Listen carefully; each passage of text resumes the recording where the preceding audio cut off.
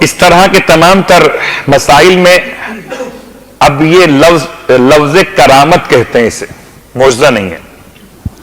کوئی ڈس ایبل بچہ ٹھیک ہو سکتا ہے، لفظ کرامت ہے، معجزہ نہیں ہے. ٹھیک کیسے ہو سکتا ہے؟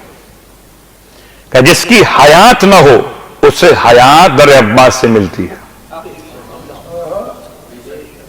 جس کے لیے شفا نہ ہو، ڈس ایبل، اس کا نام مخیلہ یا مخیلہ بیان کیا گیا.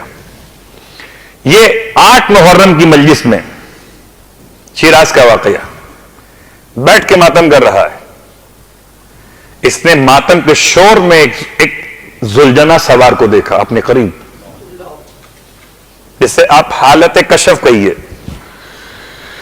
یعنی نہ خواب اور نہ بیداری.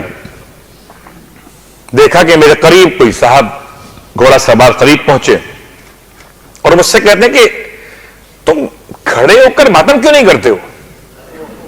یہ پیدائشی اس کی ٹانگیں سوکھی ہوئی ہیں اور زمین پر گھسیٹ کے چلتا ہے انہیں.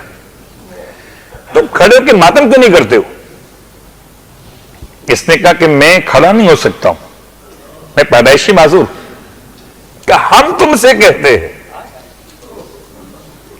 ہم تم سے کہتے کھڑے ہو کے ماتم کرو. کہ میں کھڑا نہیں ہو سکتا ہوں، آپ سمجھے میری مجبوری کو، میں بیٹھ کے ماتم کر رہا ہوں. تیسری بار جب تاکید فرمائی آنے والے نے کہ ہم تم سے کہتے ہیں کہ آپ کھڑے ہو کے ماتم کرو، تو ایک معذور کیا کہے گا آگے سے؟ اچھا لائیے پھر سہارا دیجیے تاکہ میں کھڑے ہونے کی کوشش کروں. تو اس نے کہا کہ لائیے اپنے ہاتھ بڑھائیے.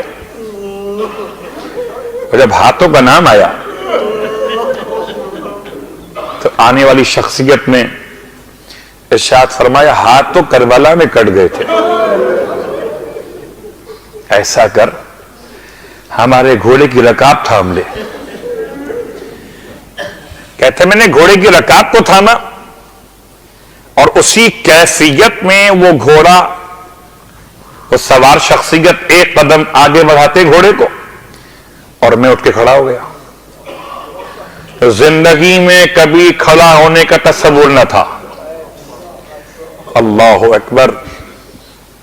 تو دعا اور وسیلہ ڈس ایبل بچوں کے لیے کسی وقت بھی ممکن ہے. کسی وقت بھی مایوس مت ہو جائیے گا کہ ہر مرض کی دوا ممکن ہے اگر وسیلہ انسان خلوص کے ساتھ اختیار کرے. اور جب تک شفا نہیں مل رہی تب تک اس کے نامہ اعمال میں والدین کے ان بچوں کی خدمت کا ثواب اتنا زیادہ لکھا جا رہا ہے کہ انہیں تصور بھی نہیں ہے کہ انہیں آخرت میں کیا ملنے والا ہے.